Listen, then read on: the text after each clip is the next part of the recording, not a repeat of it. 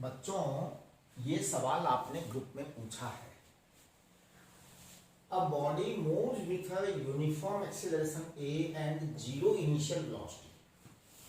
A एक body है, इसकी यूनिफॉर्म एक्सीलरेशन है, एक्सीलरेशन कांस्टेंट है ना। वेलोसिटी इनिशियल वेलोसिटी है ना u जीरो है, right. Another body B starts from the same point in the same direction with constant velocity u. दूसरी बॉडी है जिसका एक्सीलरेशन जीरो है और उसकी इनिशियल वेलोसिटी u है। दोनों की मुलाकात होती है t समय के बाद में, दोनों मिल जाती हैं आपस में, है ना। तो two bodies are meeting after time t। तो देखिए मैं कहूंगा s of a equal to s of b, correct. तो s of a equal to s of b का मतलब होता है 0 plus half A T square equal to u into T plus half 0 into T square. Actually ध्यान दीजिए, body A की initial velocity zero है, acceleration constant है। Body B की इनिशियल वेलोसिटी फिक्स है फाइनल तक और एक्सीलरेशन जीरो है। तो आपके पास में टाइम आ जाएगा twice u upon a।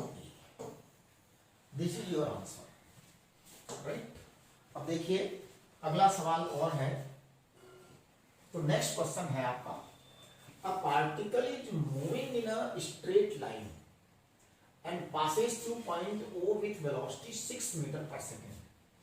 The particle moves with a constant retardation यानी कि रुकने जा रहा है 4 seconds and thereafter moves with constant velocity, है ना। After how much time particle return to O after leaving O? तो देखो इसको हम बात कर रहे हैं, ये ऐसा है पार्टिकल जो है ना यहां से चल रहा है और इस समय जब यहां से ये पार हो रहा है, यहां इसकी वेलोसिटी 6 मीटर पर सेकंड है। उसके बाद में धीरे धीरे रिटार्ड होगा। रिटार्ड होने के बाद में नेचुरल है कि ये थोड़ी देर में रुकेगा भी और रुकने के बाद में फिर वापस भी लौटेगा, पक्का ऐसा तो होगा ही ना। और फिर वापस आगे तक आएगा। तो ये कह रहे हैं after how much time particle return to O. देखो बेटा, जब नेगेटिव एक्सीलरेशन होता है तो पार्टिकल वापस लौटता है, हमेशा हमेशा, ये बात हमेशा ध्यान रखिए।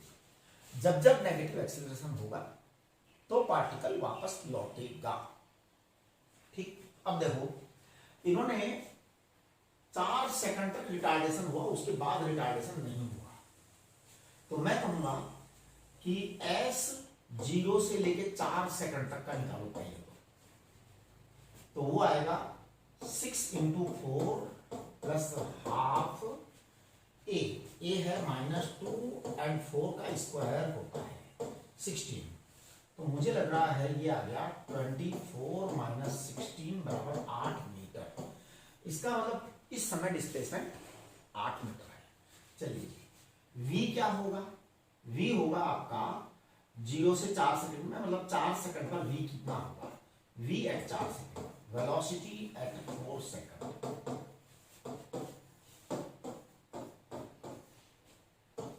वेलोसिटी एट 4 सेकंड होगा बेटा u प्लस ए टी। तो u है आपका 6 प्लस आपका माइनस a है 2 और t है 4, यानी कि ये -2 मीटर पर सेकंड आएगा। कुल मिलाकर बात कहने का अर्थ ये है कि t इक्वल टू 0 पर 6 मीटर पर सेकंड से चलता हुआ पार्टिकल 4 सेकंड पर उल्टा चल रहा है और उसकी पोजीशन 8 मीटर है। हमें वापस लौटाना है अपनी जगह पर।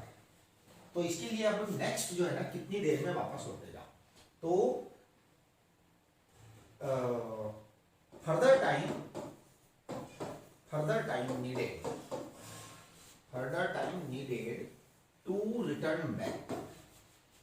Return back at x equal to 0। वापस 0 पर आने के लिए क्या करना पड़ेगा? तो वापस 0 पे आने के लिए आपको ये करना पड़ेगा, पहले 8 मीटर पे था और अगला टाइम जो है वो हमें पता ही नहीं है ना।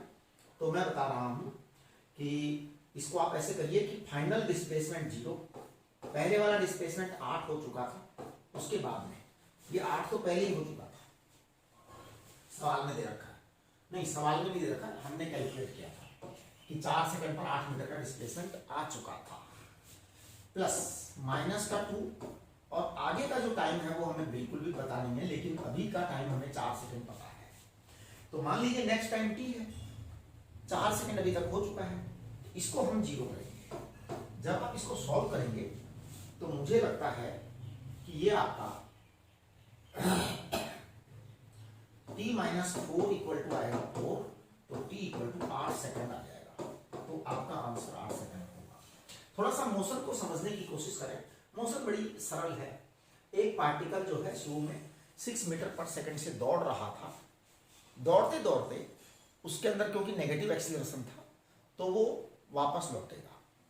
एक बात बड़ी क्लियर है कि 3 सेकंड में रुकेगा वो, 3 सेकंड में रुकेगा वो। देखिए ये बिल्कुल साफ साफ जाहिर है, अगर आप वैसे भी सोचेंगे तो 3 सेकंड में रुक ही जाएगा, क्योंकि 3 सेकंड में रुकेगा, फिर यहाँ पे वो आएगा, तो ये 4 सेकंड तक की सीन यहाँ पर है। हालात क्या है 4 सेकंड के, वो यहाँ पर है, उसके बाद 8 सेकंड पर यहाँ वापस लौटेगा। ये ऑब्वियस सी बात है बेटा, है ना। चलिए इसके बाद हम अगला सवाल करते हैं, हमारे पास अगला सवाल और है।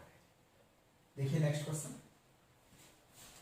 The figure shows velocity time graph of a particle moving along a straight line, identify the correct statement. बेटा देखो, एक तो इस क्वेश्चन के अंदर ये जो एरो का निशान लगा रखा है ना, इस एरो के निशान की कोई आवश्यकता नहीं है। ये क्यों लगाया गया है थोड़ा समझ में नहीं आ रहा है। चलिए खैर जो भी लगाया गया है, यहाँ पे मैं स्टेटमेंट्स पढ़ रहा हूँ।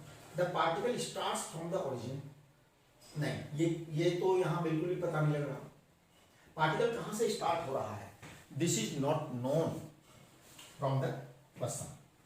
The particle crosses its initial position at t equal to 2 second.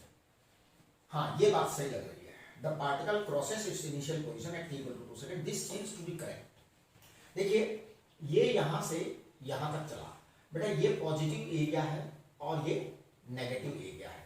हमने आपको बताया था कि S equal to displacement, S equal to displacement, displacement equal to area under VT graph, area under VT graph. अब VT graph जो यहाँ पे बना रखा है, ये हालात कुछ इस प्रकार के हैं, तो आप एक काम करिए, एरिया और यहाँ वाला एरिया बराबर कर दीजिए, तो 0 आ जाएगा टोटल।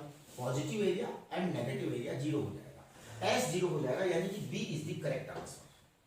अगला देखते हैं, average speed of the particle in the time interval, this is 0 correct. C seems to be correct also, क्योंकि डिस्प्लेसमेंट 0 है तो टाइम 0 ही आएगा। चलिए अगला सवाल देखते हैं। अ train travelling at 20 kilometre per hour is approaching a platform, a bird is sitting on a pole on the platform. When the train is at a distance of 2 km from the pole, brakes are applied which produce a uniform deceleration in it. At the instant, the bird flies towards the train at 60 km per hour. अच्छा, and after touching the nearest point on the train, flies back to the pole and then flies towards the train. ठीक है, एक काम करो, हम diagram बनाते हैं। मान लीजिए ये पोल है, खंबा है, इस पोल के ऊपर एक बर्ड बैठा था, BIRD बर्ड, और मान लो यहाँ पे ट्रेन का इंजन था, किसी समय ट्रेन का इंजन यहाँ होगा ना, और ये ट्रेन का इंजन था तो 2 किलोमीटर की दूरी थी। ओके, अब देखिए घटना क्या घटित हो रही है, मैं बताता हूँ।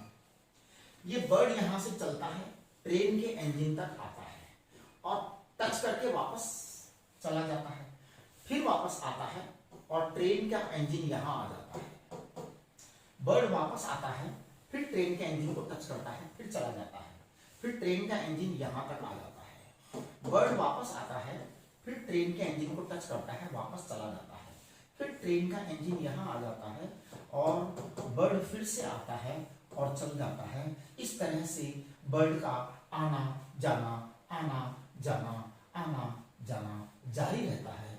फिर इंजन यहाँ आ जाता है और बर्ड टच करके वापस चला जाता है, फिर इंजन यहाँ आ जाता है और बर्ड टच करके वापस चला जाता है, फिर इंजन आगे बढ़ जाता है और बर्ड टच करके चला जाता है, फिर इंजन रुक जाता है। जब डिस्टेंस 1 नैनोमीटर रह जाती है तब भी बर्ड चलता रहता है। जब डिस्टेंस 1 पिकोमीटर रह जाती है तब भी बर्ड चलता रहता है। देखिए मतलब इस सोचने की बात है केवल, बाकी ऐसा होता नहीं है, प्रैक्टिकल बात नहीं है, थ्योरेटिकल बात है फिजिक्स के हिसाब से। तो इनफाइनाइट टर्न हो गए इसमें, है ना, इनफाइनाइट टर्न। हालांकि इन्होंने टर्न का नंबर पूछा नहीं है, लेकिन हमने बता दिया कि इनफाइनाइट टर्न है, करेक्ट। अब हम बात कर रहे हैं आगे की कि 20 की स्पीड से चल रहा है, 2 किलोमीटर आने में कितना टाइम लगेगा, रिटार्डेशन है। देखो हमने आपको बताया था कि अगर ए कांस्टेंट हो, हमने बताया था ए कांस्टेंट हो तो एस बराबर होता है u plus V divide by 2 into T, ये एस बताया। यहां पर आपका एस 2 किलोमीटर है, u आपका था 20, v आपका 0 है और 2 का भाग लगा दिया, आपके पास में टाइम आ जाएगा। टाइम आपका आ रहा है 1/5r। 1/5r को है आप कह सकते हो 12 मिनट, हालांकि इसकी जरूरत नहीं है सवाल में, है ना। 1/5r को आप कह सकते हो 12 मिनट। क्वेश्चन में इसकी आवश्यकता नहीं है, क्योंकि बर्ड जो है ना 60 की स्पीड से चल रहा है। वो जानना चाहते हैं कि बर्ड कितनी डिस्टेंस ट्रेवल कर रहा है ना। तो देखिए ये है आपका distance done by the bird, distance done travelled या डन बाय द बर्ड है। बर्ड ने कितनी डिस्टेंस ट्रेवल करी, तो ये आएगा 3 इंटू स्पीड। टाइम में 1/5 स्पीड है 60 किलोमीटर, तो मेरे को लगता है 12 kilometre is the right answer, है ना। यस, ये आपका क्वेश्चन था, इसका आंसर आएगा 12 किलोमीटर।